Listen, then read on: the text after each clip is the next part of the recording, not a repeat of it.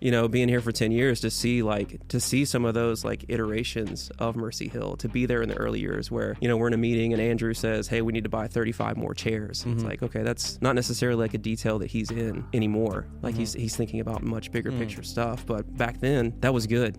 That was right. That's what needed to happen. And I think one, maybe limiting mindset around this concept would be, you guys have grown to a certain size. And so you can, you could be further out in the future thinking about the vision. We're not at that size, so we can't do that. Right. And there's part of that that's true, but there's another part that's like, well, maybe some of the size of the organization is related to what you're thinking about. This is Breaking Barriers, where we help pastors and churches grow so that they can go.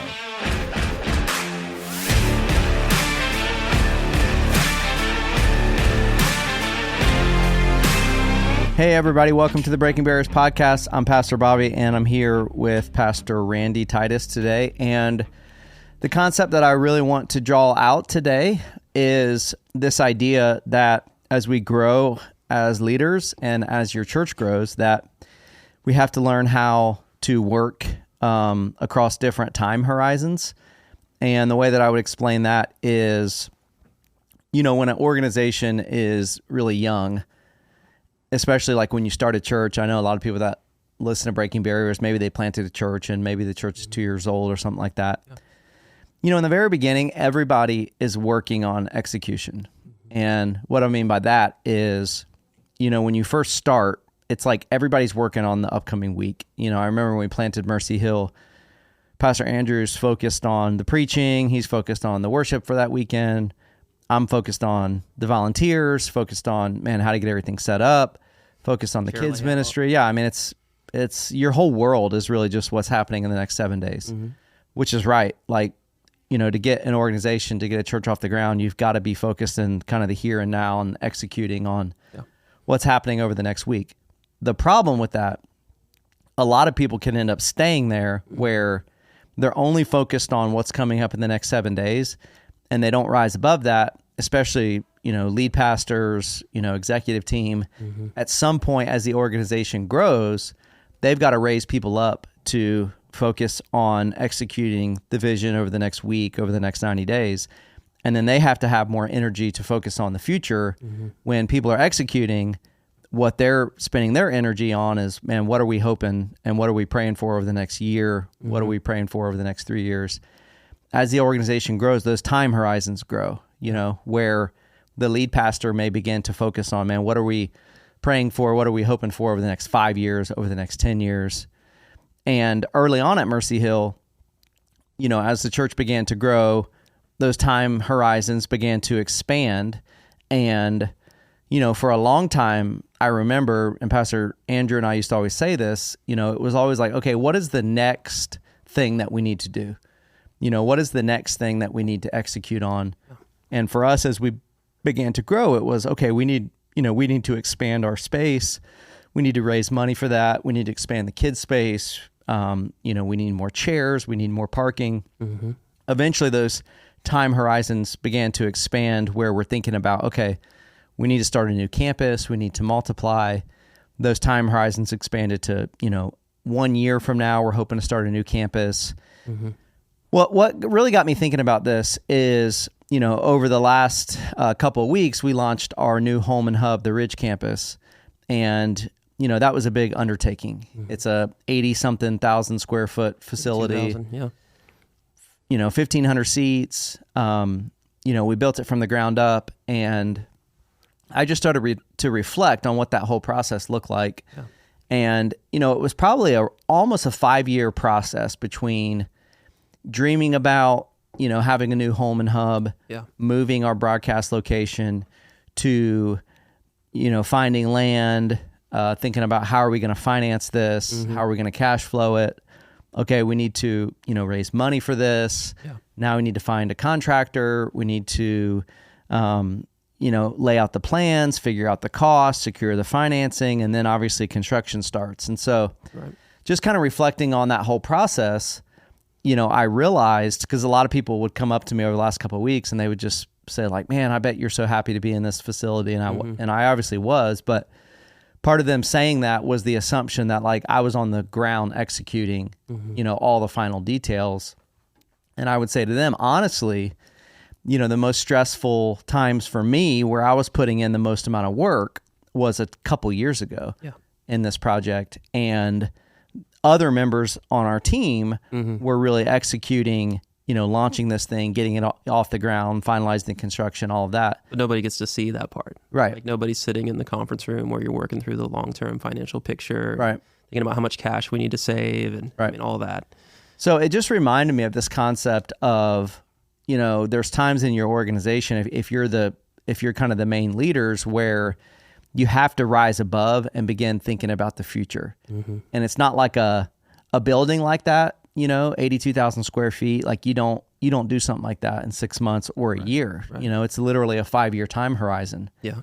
And no matter how much you want it, no matter how crystallized the vision is, if you're not spending significant time working on that stuff, then you're never going to be able to do it on that 5-year time horizon. Yeah. Because it just requires a lot of strategic thinking and planning and all of that. So the concept is, as leaders, how do we work across these different time horizons? So I would just love your thoughts kind of generally, and then maybe we can walk through, the kind of 4 time horizons in my mind. Yeah.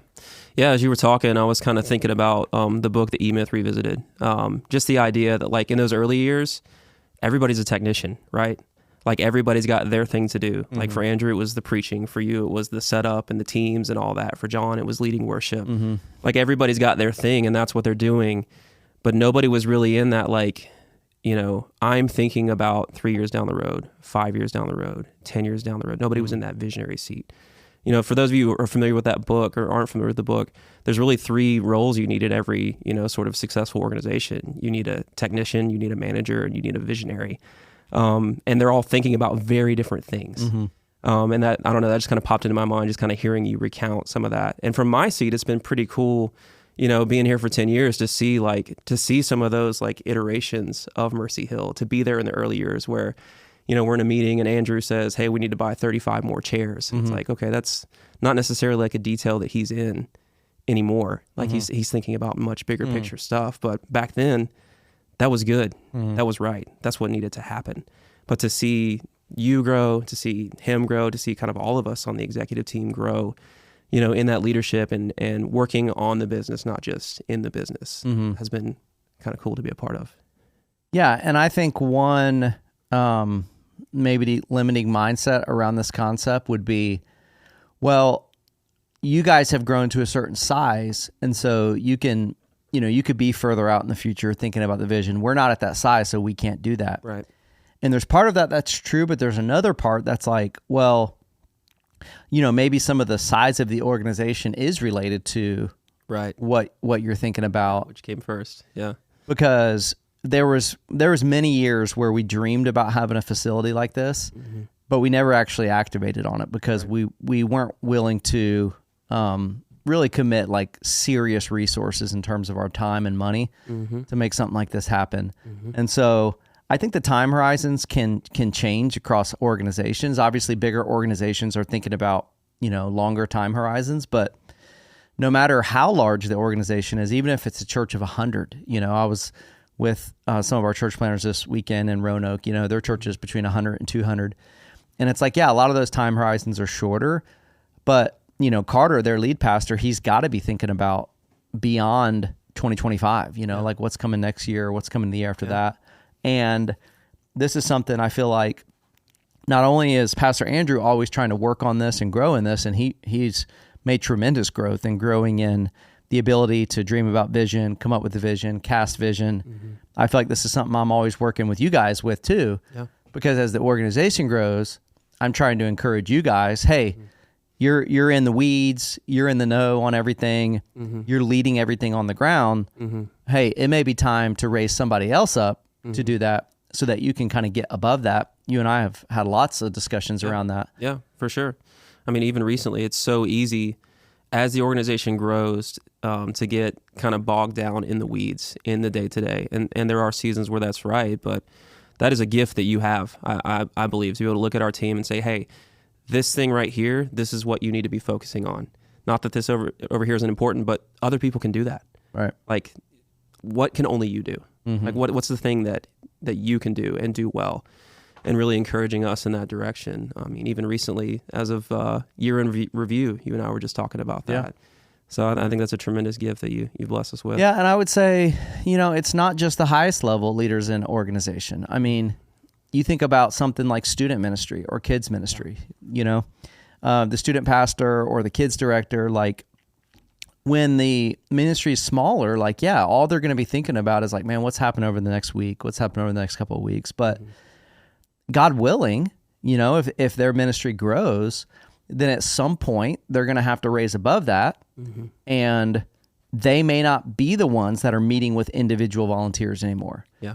Because they need to be thinking about like, okay, where are we praying that our ministry is going to, go over the next 6 months? Mm-hmm. And they got to figure out, okay, I have to train somebody, empower somebody else to meet with the volunteers, to raise up the volunteers so I can focus on this other stuff. Yeah.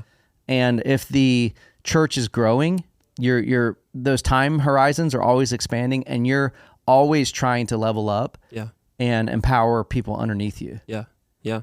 I feel like for me, man, I feel like I can really thrive in kind of that short term, like the 90-day sort of world. And even the day-to-day when the occasion calls for it, I've had to put like tools and like systems around myself to kind of help with the other, the more long-term sort of thinking.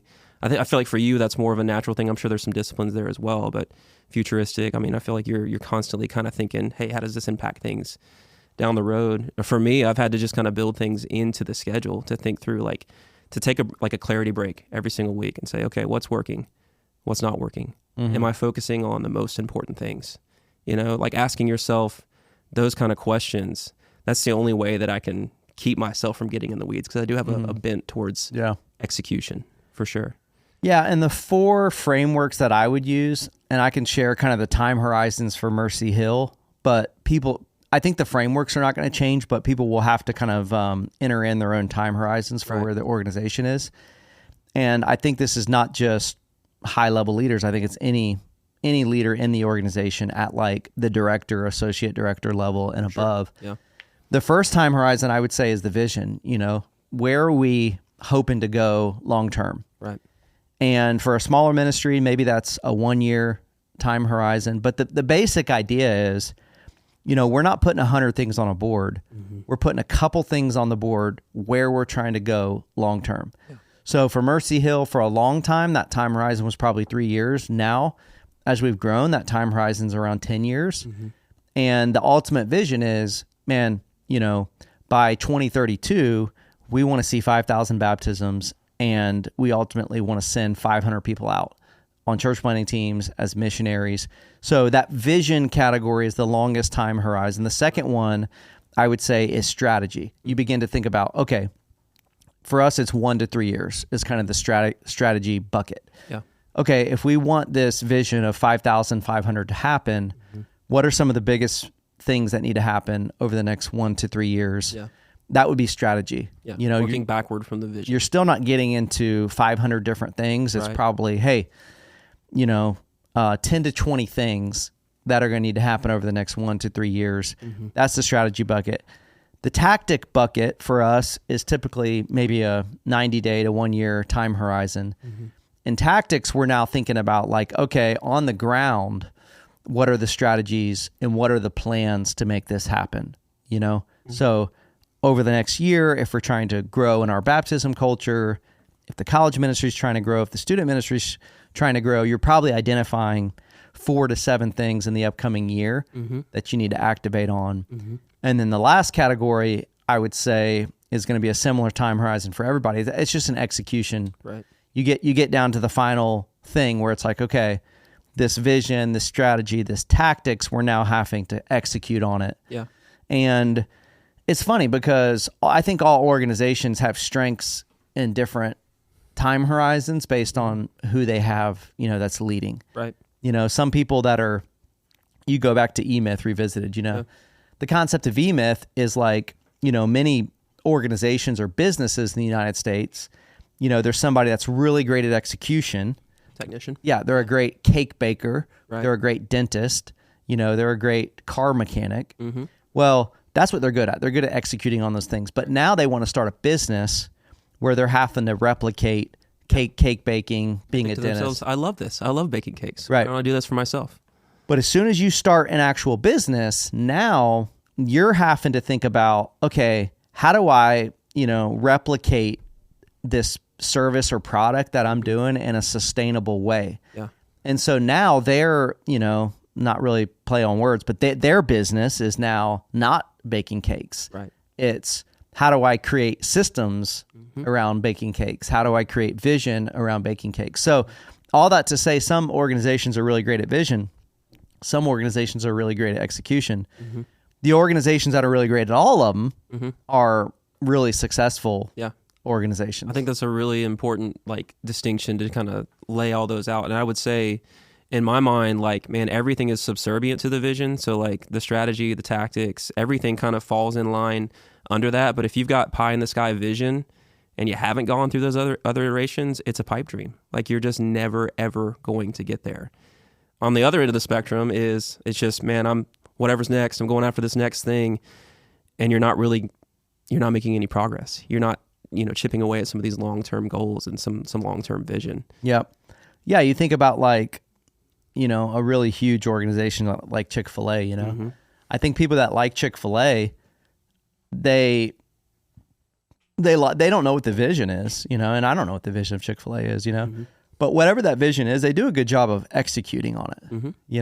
I don't know if it's customer service or quality food or whatever, but if you're going to go there, that they have created a process and they've hired people where they're able to execute on that vision day in, day out. So it's not just the vision. I mean, in many ways, the execution is the most important part, but you can't fall into the trap to say, okay, if execution is the most important part, then that's all I should ever focus on. Yeah. There's something powerful about execution focused at a larger vision, not just execution for execution's sake, or just in this endless cycle of, hey, we do worship services, and if we remember, we'll throw baptisms on the schedule and we'll do communion on, you know what I mean? It's very easy as a pastor to kind of fall into that trap. Let me think through my sermon series, here's the next one that's coming up. But man, that long-term vision and the execution aligned with that. That's where the power is. Yeah, I think just like we went through this journey of building this new home and hub, a lot of churches get stuck in a journey like that, right? Because, maybe the pastor is a great communicator, he's a great shepherd, people like being at the church, and if that's the case, well, then the church is going to grow. Right. And at some point, that pastor is going to not just need to be thinking about their sermon, not just need to be thinking about shepherding people, but thinking about, okay, how do we expand the actual organization? How do we scale? Yeah. And so what happens is a lot of churches get stuck, 200, 500, whatever it may be, because they didn't go to seminary to think about a 5-year timeline building project, Yeah. But the reality is man, you're never going to be able to expand that space.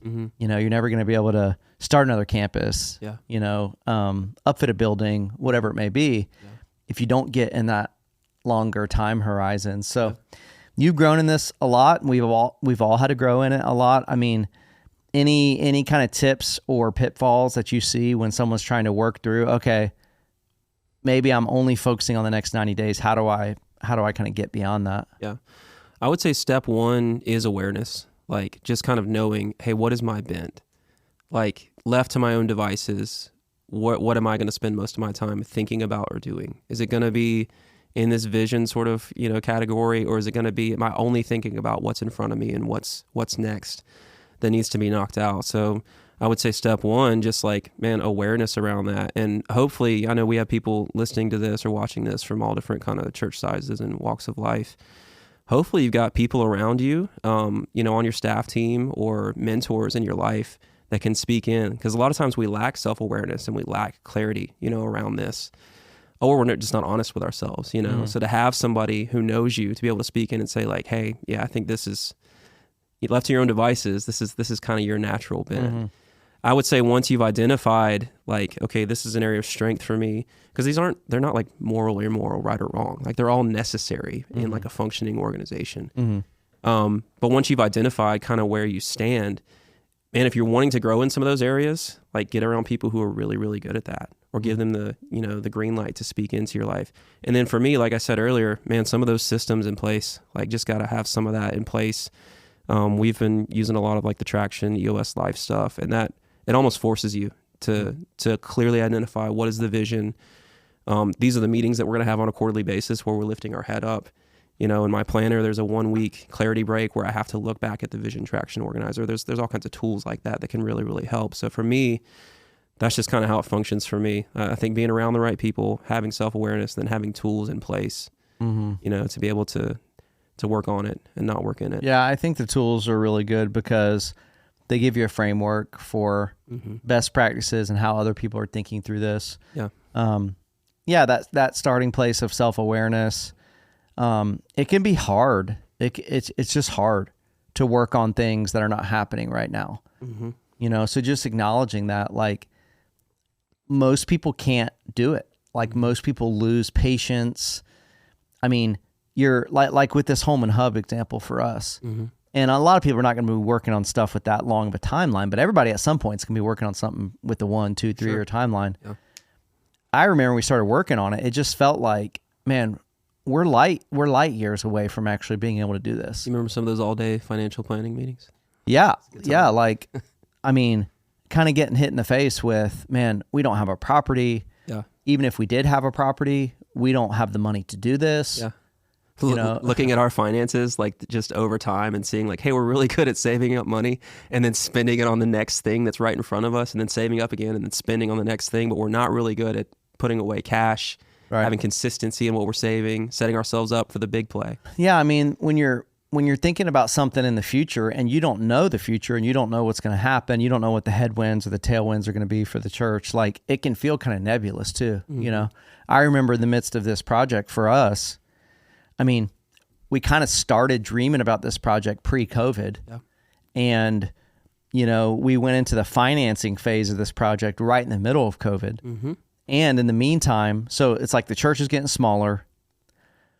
The real estate market and interest rates are crazy. All over the place. They're going way down. And then by the time we start working on it, the stuff's going way up. The building costs in the middle of the planning phase went up by about $7 million. And it can make you just want to quit. It can, because it's, man, you're trying to work towards a future that you really don't know. And a lot of people kind of get into that kind of planning and then they just turn around and they just go back to what they know. Yeah. Because there's just too much unknown. Yeah. It's hard, man. But if you do that, you're never actually going to get ahead. Yeah. So it was a challenge, and we had to really support one another. Like, hey, we got to keep plugging away. And honestly, it's been, I don't know, now that we're kind of at the finish line, I mean, there's still stuff to do over there, but like, it's been a beautiful thing to like you've done, kind of reflect on, man, there was almost no input from anybody on our staff except for the executive team, primarily you and Andrew, and our finance team like 5 years ago. That's kind of where the work was happening. But now that we've got to these final stages, I mean, just seeing my team, like, okay, you're handing it over to us to start executing on things. Let's go. Like, let's get it done. That's good. That's right. So to see like the organization as a whole, like everybody kind of playing their part, it's beautiful, man. Super encouraging. Yeah. So I've done it a little bit, but to kind of track down that timeline. Yeah.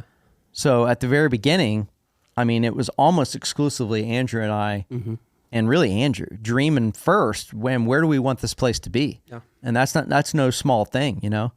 We had campuses in different areas. Like, where do we want to put this home and hub? Right. Spending a lot of time thinking about that. No one else even knows it's going on. Right. No one else on our staff even has awareness that we're starting to dream about this because it's so far away. Yeah. Well, after that, we're having to figure out, and this mainly fell on me, like, okay, how do we make this work from a financial perspective? You guys started to get pulled in a little bit. You got pulled in a little bit. There's still the rest of our staff, most of our directors, not involved at all. Yeah.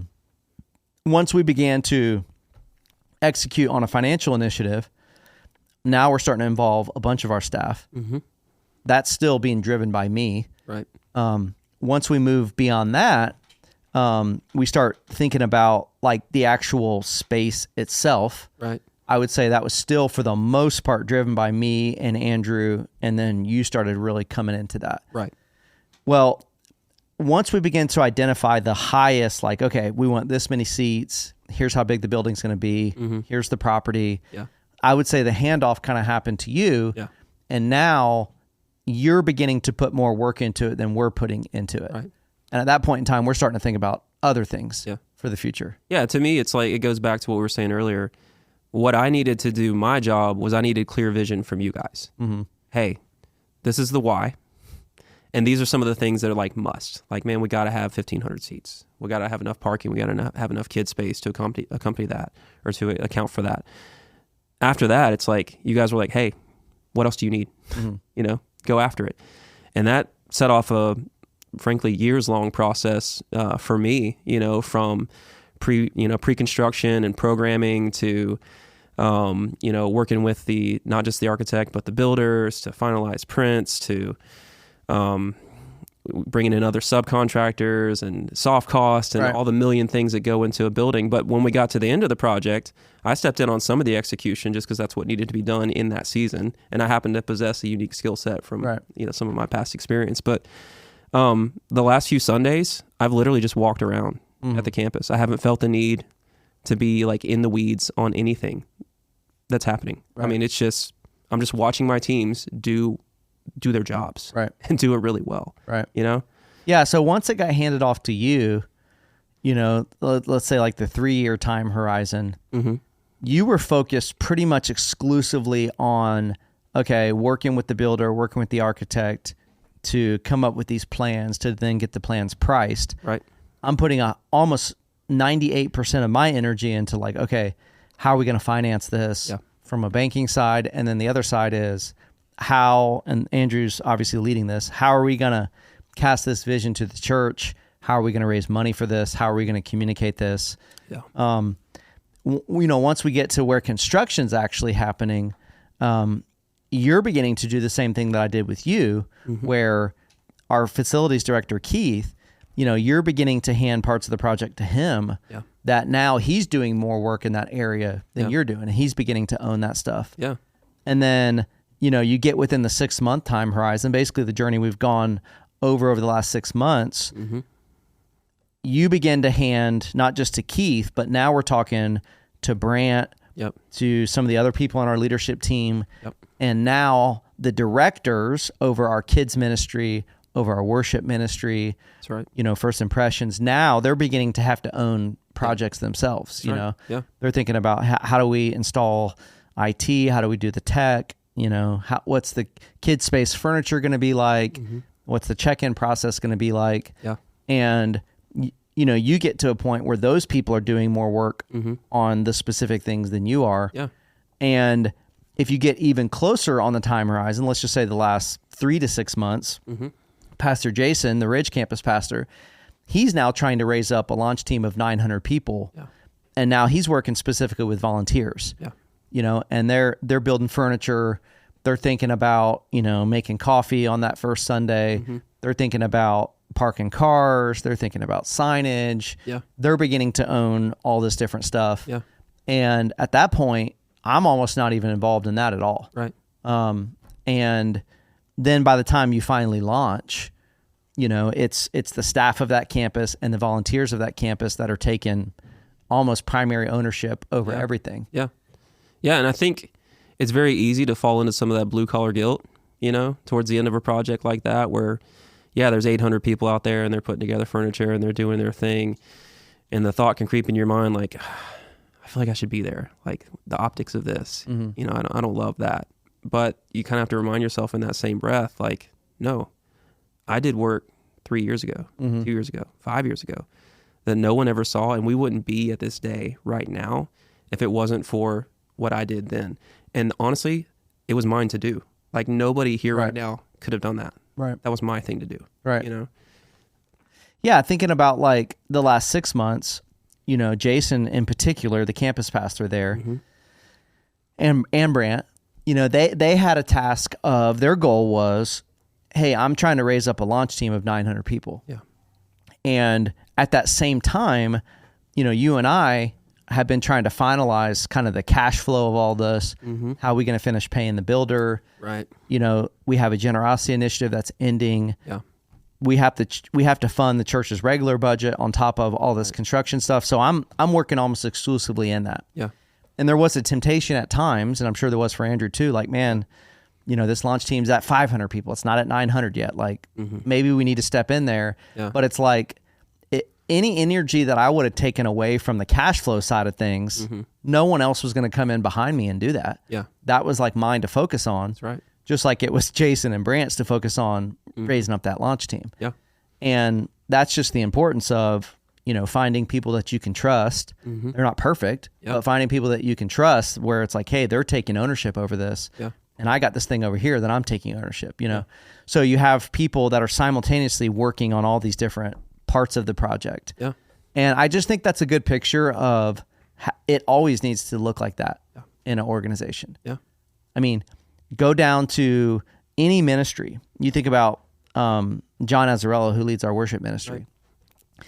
It's so easy to be focused on, man, what's happening over the next 7 days? Right.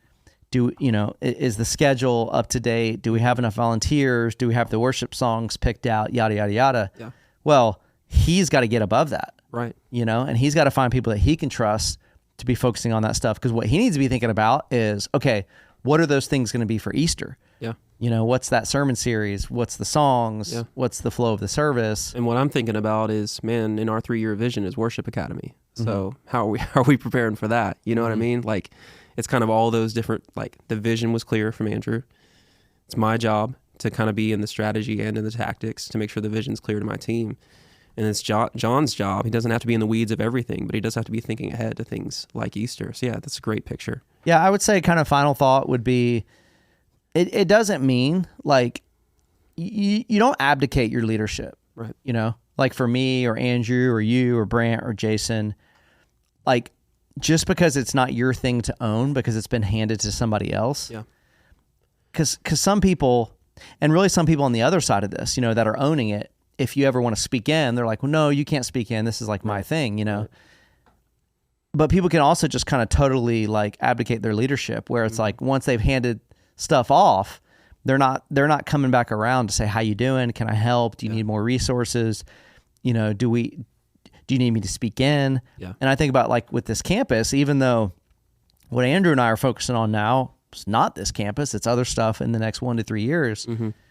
You know, like we've had some traffic issues with a campus this large, you know, and Andrew even called me on the phone and said, hey, you know, I want to, and I had my mind wrapped around it and I was involved, but he wanted to make sure, hey, he was involved. He wanted to make sure that our highest level leaders were speaking into this very execution oriented issue that we were dealing with.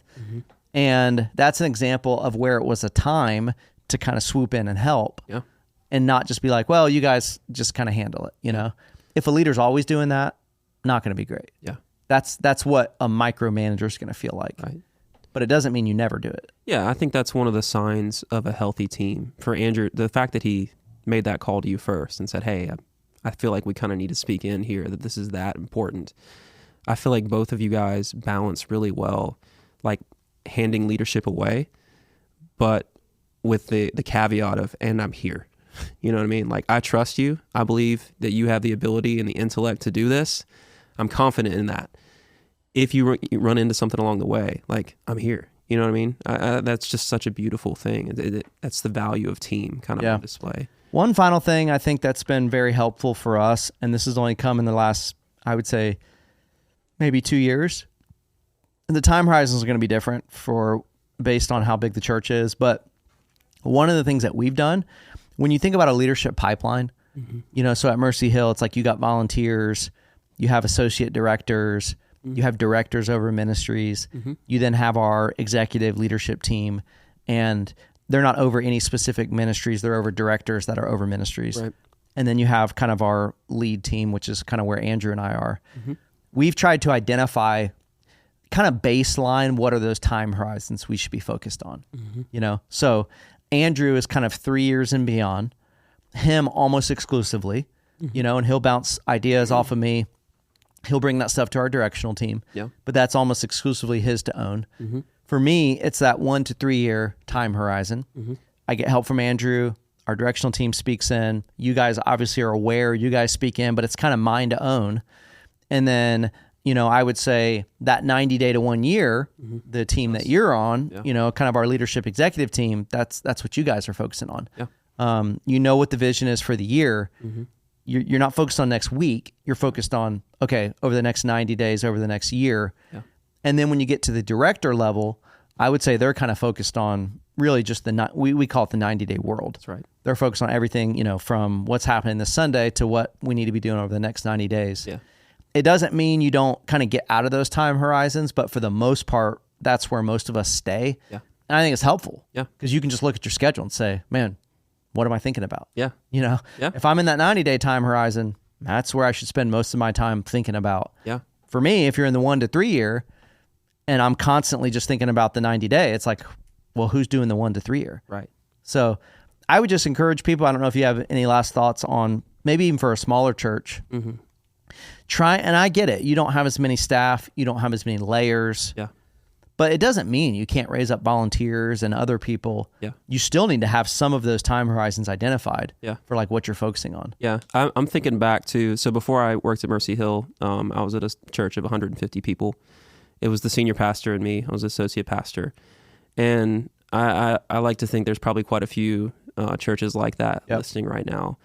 I think if I were sitting on the, the other side of, whatever you're listening to here, listen to this podcast, and I was in that situation, probably the first thing I would do is just sit down with, whether I'm the lead pastor, sit down with the associate, or the associate sit down with the lead and say like, okay, what is, all right, what's our natural bent here? Like, hey, what do you think about the way that I think about these things? Like, what would you kind of pinpoint me as far as these time horizons and the way that I think? And just have an honest conversation around that. And I think the outcome of that would probably need to be something like, okay, well, maybe we're both too focused on the short term. Which one of us is going to start working on the business instead of in the business? And then what systems do we need to put in place to make sure that is happening?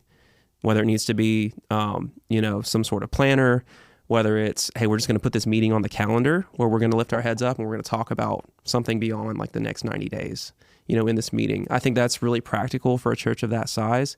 And then just start reading some of these really good books around this stuff. What's the vision frame book that we use here? Is that Mancini's? Yeah, there's 2 books by Will Mancini. Yeah. One's called God Dreams. Church Unique, I think, is the other one. I feel like that's where a lot of this kind of started for us, like kind of getting our heads up and looking down the road a little bit. But yeah, getting some good resourcing around you. I mean, keep listening to this podcast too. I mean, we talk about this stuff all the time. So that's what I would say. Yeah, and I would just say very last word, like if you're a lead pastor and you feel like you're kind of drowning in this, because church is unique. Church is different than another organization because the lead pastor is essential to the product that's happening every week. So unlike a normal CEO that doesn't have like speaking duties, the lead pastor, 50% of their time needs to be focused on teaching, preaching, and vision casting. Yeah.